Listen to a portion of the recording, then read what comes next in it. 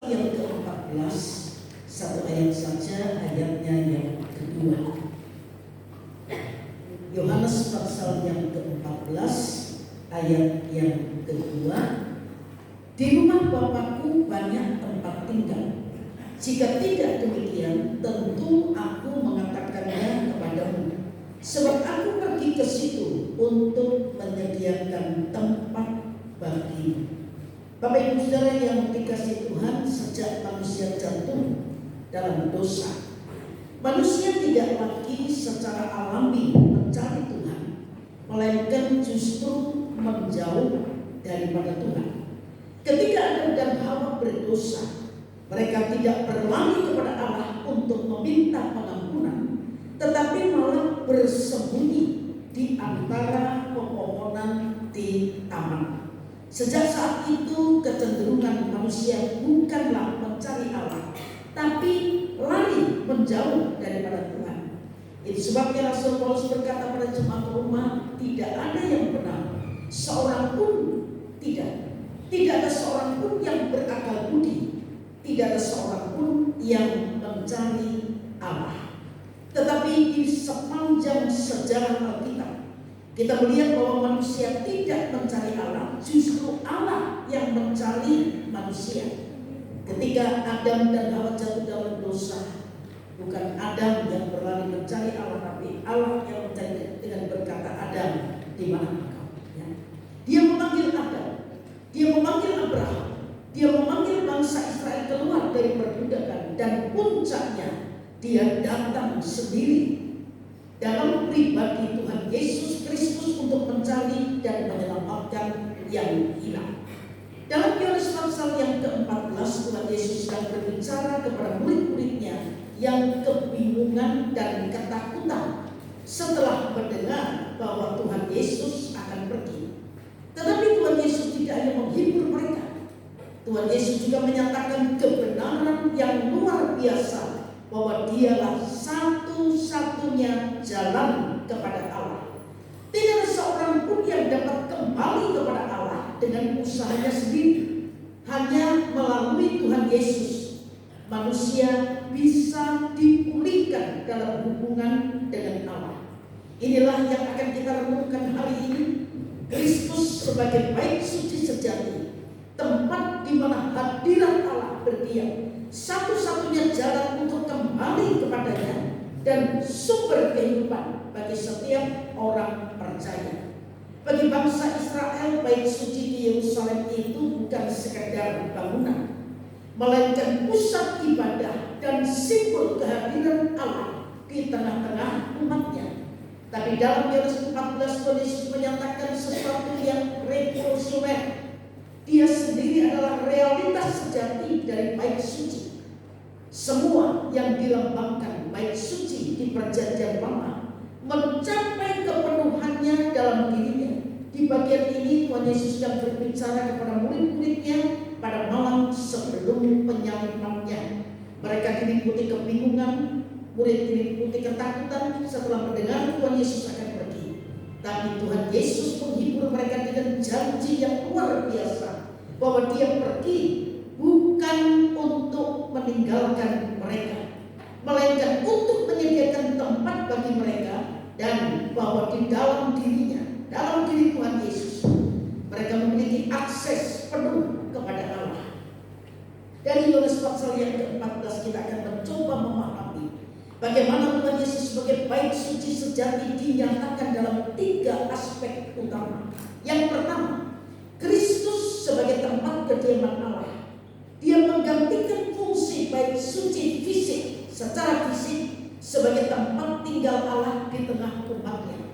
Yang kedua, Kristus sebagai jalan kepada Bapa. Dia menggantikan perantara ibadah perjanjian lama dengan dirinya sendiri sebagai satu-satunya jalan menuju Allah. Yang ketiga, Kristus sebagai pemberi Roh Kudus. Dia memastikan bahwa kehadiran Allah tidak lagi terbatas pada tempat secara fisik, tetapi tinggal di dalam setiap orang percaya oleh Roh Kudus. Nah, kita belajar satu persatu. Yang pertama, Kristus sebagai tempat kediaman ayat 2 dan 3 berkata, di rumah Bapakku banyak tempat tinggal. Jika tidak demikian, tentu aku mengatakannya kepadamu, sebab aku pergi ke situ untuk menyediakan tempat bagimu. Dan apabila aku telah pergi ke situ dan telah menyediakan tempat bagimu, aku akan datang kembali dan membawa kamu ke tempatku, supaya di tempat di mana aku berada, kamu pun berada. Bapak Ibu saudara sekalian, ketika kita mendengar bunyi ayat ini, membaca ayat ini, dapatkah kita menangkap dengan roh kita kasih Tuhan yang luar biasa, yang tidak hanya menyertai murid-murid ketika dia ada di bumi. Ketika dia kembali ke surga, Tuhan memberikan Roh Kudus sebagai penolong yang akan menyertai para murid untuk selama-lamanya. Tuhan pergi tidak meninggalkan, tapi Tuhan pergi menyediakan tempat untuk kita di sorga. Tapi kita melihat ayat ini seringkali dipahami sebagai janji Tuhan tentang sorga, yang tidak salah. Tapi dalam konteks Injil Yohanes, rumah Bapa itu bukan hanya tempat masa depan. Nah, kita semua beribadah dengan setia, kita melayani dengan setia, kita hidup dalam kebenaran firman Tuhan. Untuk sampai ke sorga, kita harus melewati dua rumah. Yang pertama, harus beres dengan rumah ibadah. Yang kedua, harus beres dengan rumah tangga. Baru sampai ke rumah kekal di sorga yang Tuhan sediakan. Nah, dalam pemikiran Yahudi, rumah Bapa seringkali merujuk pada bait suci. Kalau kita membandingkan dengan Yohanes 2 ayat yang ke-16, dikatakan kepada pedagang-pedagang merpati, Yesus berkata, ambil semuanya ini dari sini. Jangan kamu membuat rumah Bapakku menjadi tempat berjualan. Ya. Rumah Bapa tidak boleh menjadi tempat berjualan di mana ada lembu, ada domba, ada kambing di situ. Belum lagi kotoran-kotoran yang lain. Ya. Jadi Tuhan Yesus sedang berbicara bukan hanya tentang tempat di sorga, tapi tentang suatu realitas baru di mana Allah dan manusia itu dipersatukan dalam persekutuan yang sempurna. Ketika Tuhan Yesus berkata bahwa ia pergi untuk menyediakan tempat, itu bukan hanya dia pergi ke surga, tapi melalui kematian dan kebangkitannya, dia membuka jalan agar manusia dapat tinggal dalam hadirat Allah. Dosa itu menceraikan manusia dari hadirat Allah. Kalau kita lihat di Taman Eden, Adam dan Hawa bisa mendengar derap langkah kaki Tuhan ketika Tuhan masuk ke dalam Taman Eden. Tapi sejak manusia jatuh dalam dosa, manusia diusir keluar dari Taman Eden. Kemudian dikatakan engkau akan berpeluh untuk mendapatkan makanan sampai engkau kembali menjadi tubuh, karena dari situ kau hidup. Jadi Bapak Ibu sekalian, Tuhan Yesus adalah tempat kediaman Allah yang sejati. Yohanes 2:19-21 berkata, Tuhan berkata, rombak bait Allah ini, dalam 3 hari aku akan mendirikannya kembali. Lalu orang-orang Yahudi berkata kepadanya, 46 tahun kami mendirikan bait Allah ini, dan engkau dapat membangunnya dalam 3 hari. Tetapi yang dimaksudkan dengan bait Allah adalah tubuhnya sendiri. Dan ini menunjukkan bahwa tubuh Tuhan Yesus sendiri adalah bait suci yang sejati, menggantikan fungsi bangunan fisik. Sementara Wahyu 21 ayat yang ketiga berkata, lihatlah, kemah Allah ada di tengah-tengah manusia, dan dia akan diam bersama-sama dengan mereka. Janji ini menggenapi bahwa Kristus, dalam Kristus, hadirat Allah itu tidak lagi terbatas pada tempat tertentu, tetapi bersama umatnya untuk selama-lamanya. Sebagai bait suci sejati, Kristus adalah pusat penyembahan kita. Kita tidak lagi terikat oleh lokasi fisik, tapi kita menyembah dalam roh dan kebenaran.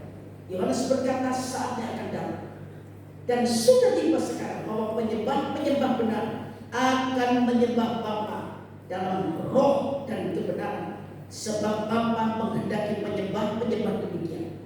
Allah itu roh. Barang siapa menyembah Dia harus menyembahnya dalam roh dan dalam kebenaran. Nah, sebagai orang percaya, kita tidak perlu mencari tempat khusus untuk berjumpa dengan Tuhan.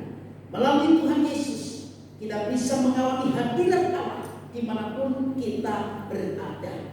Sementara Bapak Ibu melakukan aktivitas sambil nyetir, ya, ketika kita memuji menyembah Tuhan dengan hati, bukan dengan mulut saja, kita bisa merasakan hadirat Allah. Sambil mengerjakan pekerjaan yang lain, yang penting hati sungguh mencari Tuhan sampai kita bisa menemukan Dia. Jadi kehidupan kita juga dipanggil untuk mencerminkan kemuliaan Kristus, karena kita adalah bait Allah yang hidup. Paulus berkata pada jemaat Korintus, tidak tahukah kamu bahwa kamu adalah bait Allah dan bahwa Roh Allah diam di dalam kamu. Ya. Berarti kan kamu adalah bait Allah. Kita, Bapak Ibu, saudara dan saya adalah bait Allah dan Roh Allah tinggal di dalam kita. Satu saja Bapak Ibu saudara sekalian, kalau bukan Roh Allah yang jahat, ya. Saya pernah beberapa bulan yang lalu berkata pada Bapak Ibu saudara sekalian, kalau rohnya menyala, dagingnya mati. Tapi kalau dagingnya yang menyala, rohnya mati. Jadi satu saja. Mari bercermin dan kita periksa, kita yang sekian lama beribadah, sekian lama melayani, benarkah Roh Allah yang ada dalam kehidupan kita? Jangan hari-hari ibadah Roh Allah menguasai kita, tapi hari yang lain roh jahat yang menguasai kita. Ya. Jadi tubuh kita adalah bait Allah dan Roh Allah yang seharusnya diam di dalam kita. Roh Allah diam di dalam kita itu berarti hidup kita dituntun oleh Roh Allah. Kita tidak lagi berjalan menurut daging, menurut keinginan kita sendiri, tapi daging ini sudah harus disalibkan ketika kita menerima Yesus Kristus sebagai Tuhan dan Juru Selamat. Bapak Ibu saudara sekalian, bagian yang kedua dikatakan Kristus sebagai jalan ke Bapa. Tidak ada jalan lain. Kristus sebagai jalan kepada Bapa. Yohanes 14 ayat yang ke-6 berkata, Akulah jalan kebenaran dan hidup. Tidak ada seorang pun dapat datang kepada Bapa kalau tidak melalui Aku. Ayat ini adalah salah satu pernyataan paling kuat secara eksklusivitas Tuhan Yesus tentang satu-satunya jalan keselamatan. Jalan, terjemahan lain berkata hodos. Ya. Tuhan Yesus bukan hanya menunjukkan jalan kepada Allah, tapi Yesus sendiri adalah jalan, satu-satunya jalan menuju kepada Bapa. Dan ini menegaskan bahwa tidak ada keselamatan di luar Tuhan Yesus. Bapak Ibu saudara yang kasih, Kisah Rasul berkata, tidak ada keselamatan di dalam nama siapapun kecuali nama Tuhan Yesus Kristus. Jalan tidak hanya berarti rute, tetapi juga root atau cara hidup. Dalam perjanjian lama istilah ini digunakan untuk menggambarkan hukum dan ketetapan Tuhan. Dalam Mazmur dikatakan, beritahukanlah jalan-jalanmu kepadaku, ya Tuhan. Tunjukkanlah jalan itu kepadaku. Jadi Tuhan Yesus menyatakan bahwa Dia sendiri adalah jalan itu, tidak ada yang lain. Kemudian yang kedua, kebenaran atau aletheia. Tuhan Yesus adalah perwujudan kebenaran Allah. Dia tidak hanya mengajarkan kebenaran, tetapi Dialah sumber dan standar kebenaran yang sejati. Yohanes berkata, firman itu telah menjadi manusia dan diam di antara kita, dan kita telah melihat kemuliaannya, yaitu kemuliaan yang diberikan kepadanya sebagai anak tunggal Bapa, penuh kasih karunia dan kebenaran. Sebab hukum Taurat diberikan oleh Musa, tapi kasih karunia dan kebenaran datang oleh Yesus Kristus. Ketika Tuhan Yesus menyatakan sebagai perwujudan dari kebenaran Allah yang sejati, maka hal itu dibuktikan bagaimana cara hidup Tuhan Yesus yang tidak berdosa dan bercela. Saya ulang sekali lagi, cara hidup Tuhan Yesus yang tidak berdosa dan tidak bercela. Sudah seharusnya kita sebagai pengikut Kristus, sejak kita menerima Yesus Kristus sebagai Tuhan dan Juru Selamat, kita juga mengikuti jejaknya. Hidup dalam kebenaran, hidup dalam keadaan tidak bercela atau tidak berdosa. Firman itu mencengkeram kehidupan kita. Roh Kudus yang diberikan tinggal dalam kita itu menjadi pengingat. Ya. Bapak Ibu saudara sekalian, kalau ada Roh Kudus dalam diri kita, kita mau melakukan hal yang menyimpang dari kebenaran firman, Roh itu bicara. Tapi ketika kita memadamkan suara bisa mendengar waktu. Ya. Jadi Bapak Ibu Saudara sekalian, ikuti cara hidup Tuhan Yesus yang tidak berdosa dan tidak bercela. Doa itu membuat kita menjauhi kejahatan atau melakukan hal-hal yang berdosa. Tapi dosa itu menghalangi kita untuk berdoa, menghalangi kita untuk menghampiri hadirat Allah yang kudus. Kemudian kebenaran Alkitab itu adalah kebenaran ilahi yang dinyatakan kepada manusia untuk diikuti dan untuk mendapatkan hidup yang kekal. Hidup di dunia ini sementara. Berapapun panjangnya Tuhan memberi kita kesempatan hidup, tetap ada batasnya. Saya pernah besuk seorang oma usia 103 tahun. Beliau adalah jemaat di BPS Salaman.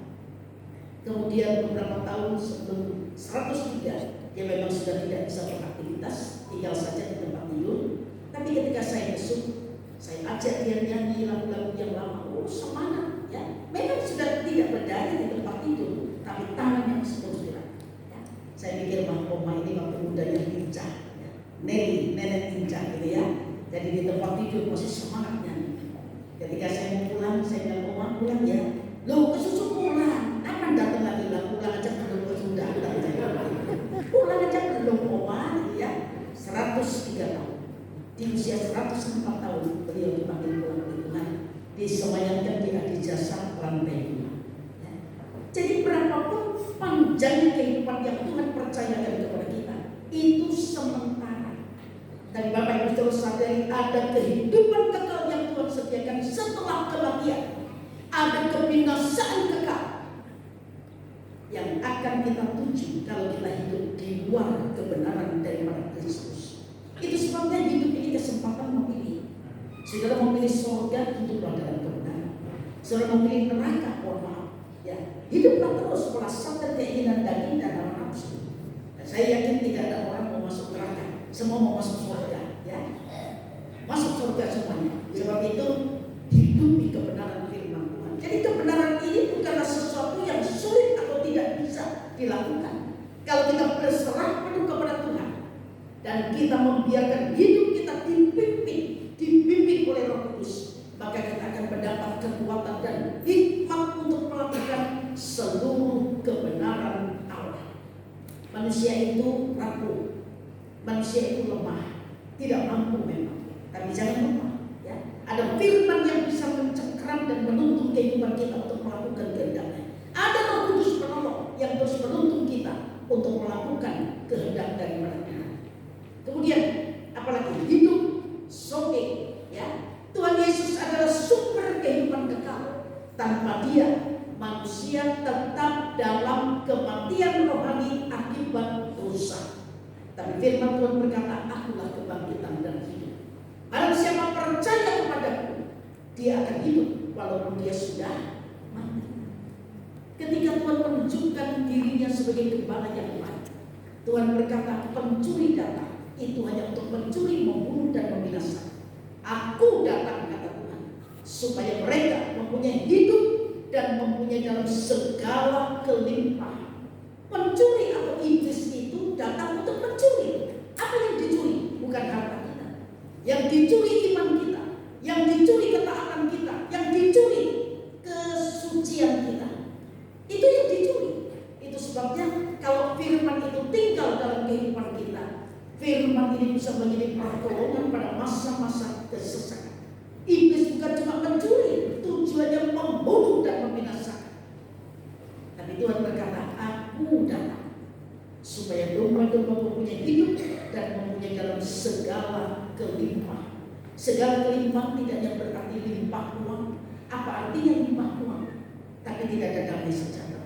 Apa artinya limpah uang? Tapi sakit gak sembuh-sembuh. Ya?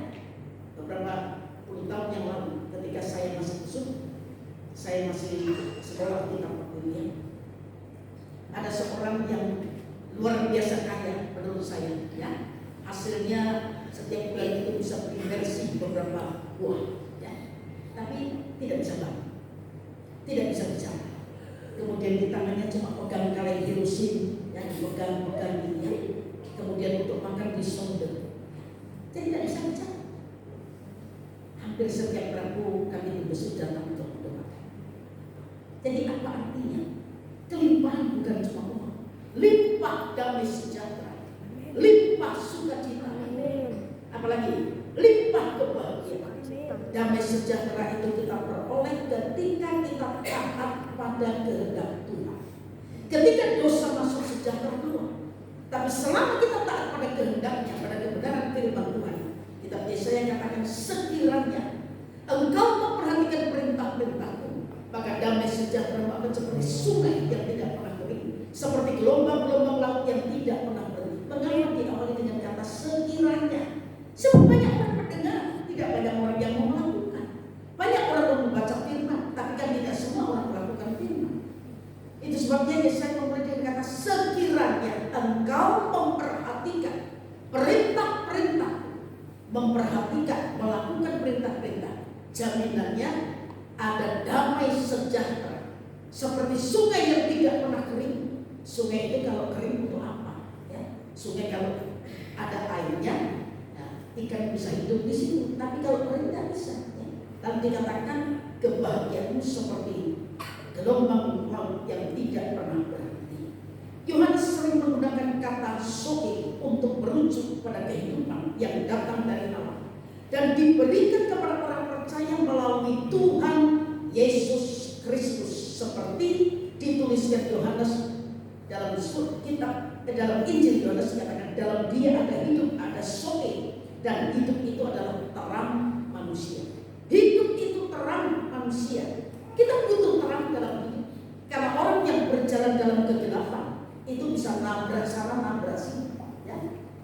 Untuk Bapak Ibu Saudara yang bukan orang di sini, kalau ini tiba-tiba misalnya padam, ya, kita akan meraba-raba, jangan sampai bentur bambu-bambu ini. Orang yang hidup dalam kegelapan itu hidupnya meraba-raba, nabrak sana, nabrak sini.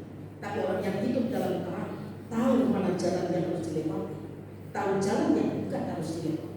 Jadi Bapak Ibu Saudara sekalian, dikatakan hidup itu adalah terang manusia, menunjukkan bahwa kehidupan sejati berasal dari Tuhan Yesus dan membawa terang kepada dunia. Yesus berkata, akulah terang dunia. Kita sebagai pengikut Kristus bisa memancarkan terang Kristus melalui kehidupan kita hanya kalau Yesus Kristus yang menjadi terang dunia itu tinggal dalam hidup kita. Kalau Tuhan tidak tinggal dalam kehidupan kita, sama kita tidak bisa memancarkan terang. Kita gelap, ya. Tapi kalau Tuhan yang berkata, akulah terang dunia itu tinggal dalam diri kita, kita bisa memancarkan terang Kristus. Kematian daging ini membuat orang melihat dan menikmati Kristus yang ada dalam hidup. Jangan masih ingat ketika Tuhan berkata, kamulah terang dunia, kamulah garam dunia. Ya. Terang itu dicari orang. Kan ketika aliran listrik itu padam, tidak harus komando. Orang yang bawa HP langsung nyalakan HP. Setidaknya ada cahaya yang keluar dari situ. Orang mencari penerangan alternatif, mungkin itu lilin, senter, dan lain sebagainya. Jadi terang itu dibutuhkan banyak orang. Kemudian ketika Tuhan berkata, kamu adalah garam dunia. Garam tidak berharga dibandingkan dengan yang lain, tapi garam dibutuhkan. Apa yang bisa kita pelajari dari garam? Yang pertama, garam itu memberi pengaruh. Kehadiran kita sebagai orang Kristen harus bisa memberi pengaruh kepada orang-orang yang ada di sekitar kita. Pengaruh yang baik, bukan pengaruh yang jahat. Kemudian apa? Memberi rasa. Kematian daging itu membuat orang menikmati rasa kita sebagai pengikut Kristus. Kalau kita tidak punya kasih, kalau kita tidak bisa mengampuni, orang tidak melihat dan merasakan Kristus dari hidup kita. Kemudian apa lagi? Mencegah kebusukan. Kehadiran kita sebagai orang Kristen harus bisa mencegah kebusukan yang terjadi di seputar kehidupan kita. Karena kalau sama-sama melakukan, tidak ada bedanya. Dan yang keempat, garam itu tidak peduli dengan posisi. Taruh di mana saja, garam tidak pernah protes. Sebab yang penting bukan posisinya, yang penting adalah fungsinya. Ketika garam kehilangan rasa, maka Alkitab berkata tidak ada lagi gunanya selain dibuang dan diinjak-injak oleh orang. Dibuang itu kan barang yang kita tidak pakai. Sudah dibuang, diinjak, makin tidak ada harganya. Jadi Bapak Ibu Saudara perhatikan ketika Tuhan berkata kamu adalah terang dunia dan kamu adalah garam dunia. Tuhan tidak menghimbau saudara dan saya, tapi Tuhan menunjukkan status kita sebagai pengikut-pengikut Kristus yang harus menjadi terang di tengah dunia yang gelap, garam di tengah dunia yang menuju kebusukan ini. Ya. Tuhan berkata aku datang supaya mereka mempunyai hidup, mempunyai soke, dan mempunyai dalam segala kelimpahan. Tuhan Yesus tidak hanya memberikan kehidupan secara fisik, tapi kehidupan rohani yang penuh makna. Ya. Hidup di dunia sekarang ini terbatas, tapi ada hidup kekal bersama dengan Tuhan untuk selama. Ini sebabnya tidak salah dikatakan akulah kebangkitan dan hidup. Barang siapa percaya kepadaku, dia akan hidup walaupun dia sudah mati. Selesai perjalanan di dunia, masih ada kehidupan kekal bersama dengan Tuhan, tidak terbatas kekal. Ya. Dan ini menegaskan bahwa soke bukan hanya kehidupan di dunia ini, tapi kehidupan kekal bersama Allah. Tidak ada seorang pun yang datang kepada Bapa kalau tidak melalui aku. Penyataan ini menutup kemungkinan jalan lain menuju kepada Allah. Hanya melalui Tuhan Yesus seseorang bisa memiliki hubungan dengan Bapa dan menerima hidup yang kekal. Di bawah sistem perjanjian lama, akses kehadiran Allah di bait suci sangat terbatas. Kita bisa pelajari Alkitab. Yang di perjanjian lama itu hanya imam yang bisa masuk ke tempat kudus.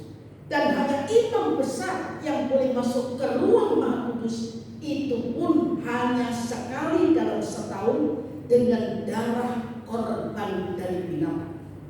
Tapi Tuhan Yesus menyatakan bahwa dia sendiri adalah jalan menuju kepada Allah. Tidak lagi dibutuhkan sistem korban atau pengantara manusia, karena Tuhan Yesus telah menjadi satu-satunya pengantara antara Allah dan manusia. Dan hal itu disimbolnya dengan terbelahnya tirai bait suci ketika penyaliban Tuhan Yesus.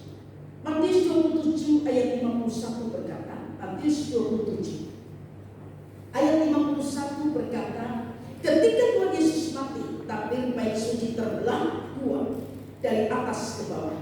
Ini menandakan bahwa jalan kepada Allah telah terbuka, tidak lagi terbatas kepada imam besar yang membawa korban, tapi bagi semua orang yang percaya kepada Tuhan Yesus. Kalau kita memperhatikan peristiwa ketika Tuhan Yesus disalib, penderitaan apa yang dialami oleh Tuhan Yesus? Penderitaan terberat seperti apa yang dialami oleh Tuhan Yesus? Apakah ketika dia disesat sampai hancur tubuhnya? Apakah ketika kepalanya dikasih mahkota duri sehingga darah itu mengalir dari kepala Tuhan Yesus? Apakah ketika Tuhan Yesus memikul kayu salib yang berat dan kasar berulang-ulang jatuh? Apakah ketika kaki dan tangannya dipaku pada kayu salib? Ternyata tidak. Bapak Ibu sudah pelajari Alkitab, penderitaan Tuhan Yesus yang terberat adalah ketika Tuhan Yesus merasa ditinggalkan oleh Bapaknya ketika Tuhan menanggung dosa manusia. Itu sebabnya di kayu salib Tuhan berkata, Eloi, Eloi, lama sabachthani. Allahku, Allahku, mengapa engkau meninggalkan aku? Bagi Tuhan Yesus, keterpisahan dengan Bapa itu adalah penderitaan terberat baginya. Dan bukankah ini bicara tentang sebuah hubungan? Ketika kita jauh dalam dosa, kita terpisah dari Allah. Itu penderitaan yang paling berat. Hidup dalam penderitaan menuju kepada kematian. Jadi apa yang dialami oleh Tuhan Yesus ketika di kayu salib itu jauh berbeda. Bapak Ibu saudara sekalian, seruannya Eloi, Eloi, lama sabachthani mewakili kepedihan hatinya karena ditinggalkan Allah yang sejak kekekalan ada dalam sebuah kesatuan antara Bapa, Anak, dan Roh Kudus. Sementara itu penulis surat Ibrani menegaskan kembali dengan berkata, jadi saudara-saudara, oleh darah Yesus kita sekarang penuh keberanian dapat masuk ke dalam tempat kudus karena Ia dan yang hidup bagi kita melalui takdir, yaitu dirinya sendiri. Kita sekarang bisa masuk ke dalam tempat kudus oleh darah Tuhan Yesus yang menjadi jalan yang baru dan yang hidup. Nah, Tuhan Yesus menggantikan sistem ibadah lama dengan dirinya sebagai pengantara yang sempurna. Banyak orang berpikir bahwa mereka bisa mencapai Tuhan dengan usaha mereka sendiri, dengan perbuatan baik, dengan meditasi, dengan agama, dengan perbuatan baik, membagi-bagikan apa yang dia punya. Tapi Tuhan Yesus dengan tegas mengatakan bahwa tidak ada jalan lain selain melalui dirinya sendiri, yaitu Tuhan Yesus Kristus. Jadi sebagai orang percaya kita harus memiliki keyakinan penuh bahwa hanya Kristus, dari Kristus Yesus, melalui Kristus kita bisa memiliki hubungan kembali dengan Allah. Kristus memperdamaikan kita. Tuhan Yesus bukan hanya guru moral atau nabi, tetapi satu-satunya pengantara antara manusia dengan Allah. Ketika Tuhan Yesus berkata, "Akulah jalan, kebenaran dan hidup," Dia sedang menegaskan bahwa hanya melalui Yesus manusia bisa menerima kehidupan sejati yang berasal dari Allah. Bukan sekedar keberadaan biologis, tapi kehidupan yang penuh dengan hadirat Allah, kebenaran dan keselamatan. Jadi dalam konteks Kristus sebagai bait suci sejati, Zoe menegaskan bahwa Tuhan Yesus adalah sumber kehidupan rohani yang sejati, menggantikan kehidupan yang terputus akibat dosa. Setiap orang yang percaya kepadanya bukan hanya memiliki hidup secara fisik, tapi juga kehidupan kekal yang dipulihkan dalam hubungan dengan Allah lewat korban Kristus di atas kayu salib. Yang ketiga, yang terakhir, Kristus membawa hadirat Allah melalui Roh Kudus. Ya. Jadi Kristus membawa hadirat Allah melalui Roh Kudus. Tuhan berkata, "Aku akan minta kepada Bapa, dan Dia akan memberikan kepadamu seorang penolong yang lain, yaitu Roh Kudus, yang akan menyertai kamu untuk selama-lamanya." Jangan perhatikan janji yang luar biasa. Penolong Roh Kudus itu tidak diberikan sementara, tapi seumur hidup kita, selama-lamanya, selama kita hidup dalam dunia. Mengapa? Sebab manusia itu manusia rapuh. Hatinya mau berbuat baik, tapi yang jahat yang dilakukan. Sebab itu butuh Roh Kudus, butuh penolong. Dikatakan Roh Kudus penolong yang akan menyertai kamu untuk selama-lamanya. Siapa di dunia bisa berjanji untuk menyertai kita selama-lamanya? Orang tua? Tidak. Anak? Tidak. Saudara? Tidak. Ketika saya baca ayat ini, saya tidak pernah lupa. Tahun 81, ketika saya masih bekerja, saya ditelepon, disuruh pulang. Cepat pulang. Apamu sakit? Ya, saya pikir sakit. Ya. Saya naik bis kota. Rasanya bis kota jalan itu, kaki saya, hati saya lebih cepat dari bis kota. Ketika saya sampai ke rumah, lalu saya dapat bapak saya sudah pegang-pegang, ya, dalam kondisi sudah lemah luar biasa dan berkata-kata sepotong-sepotong. Dia cuma berkata, "Syukri, kalau Bapak tidak ada, kamu yang hati-hati." Cuma itu saja. Pesan itu tidak pernah hilang dari hati dan pikiran saya. Bapak saya cinta saya, tapi terbatas, ya, terbatas. Saya masih usia sekitar 28 tahun. Sudah 40 tahun yang lalu. Jadi Bapak Ibu Saudara sekalian, kalau saya baca penolong Roh Kudus yang dijanjikan untuk menyertai kita selama-lamanya, siapa bisa menyertai kita untuk selama-lamanya? Tidak ada orang itu tidak cinta anak, meskipun ada IT. Tapi kebanyakan orang tua memberikan hidupnya apa saja yang ada untuk anak. Tapi sekali lagi jangan lupa, terbatas. Roh Kudus penolong diberikan dengan tidak terbatas seumur hidup kita sampai kita menghembuskan nafas terakhir. Roh Kudus itu menyertai kita. Lalu dikatakan Dia itu Roh kebenaran. Dunia tidak dapat menerima Dia, sebab dunia tidak melihat Dia dan tidak mengenal Dia. Tapi kamu mengenal Dia, sebab Dia menyertai kamu dan akan diam di dalam kamu. Ketika Roh Kudus diam di dalam kita, apa yang kita lakukan, apa yang kita perbuat, apa yang kita ucapkan, apa yang kita pikirkan, semua dituntun oleh Roh Kudus dan sesuai dengan kebenaran firman Tuhan. Tapi kalau kita tidak ada Roh Kudus, mohon maaf ya, meskipun kita ibadah dengan setia, kita masih akan terus hidup dengan daging kita. Ya. Dan itu tidak mencerminkan kita sebagai umat Kristus yang ditebus oleh darah Kristus. Nah, Tuhan Yesus berjanji bahwa Roh Kudus akan menjadi kehadiran ilahi yang tinggal di dalam umatnya, penolong atau penghibur, parakletos. Ya. Berarti seseorang yang dipanggil untuk mendampingi dan menolong. Roh Kudus sebagai pengganti Tuhan Yesus yang akan terus menyertai orang percaya. Dia juga akan menjadi pembela yang berdiri di samping kita. Lalu kata kunci selanjutnya dari ayat ini adalah kata tinggal, mene. Ya. Yohanes 14 ayat 17 menunjukkan keberadaan Roh Kudus yang permanen, sebagaimana Allah berdiam dalam bait suci. Nah, Paulus berkata sekali lagi, tidak tahukah kamu bahwa tubuhmu adalah bait Allah dan Roh Allah diam di dalam kamu. Jadi ini menegaskan kehadiran Allah tidak lagi berada dalam sebuah bangunan, tapi dalam diri setiap orang yang percaya. Pemberian Roh Kudus bagi orang percaya sudah dibuatkan dalam kitab Yesaya.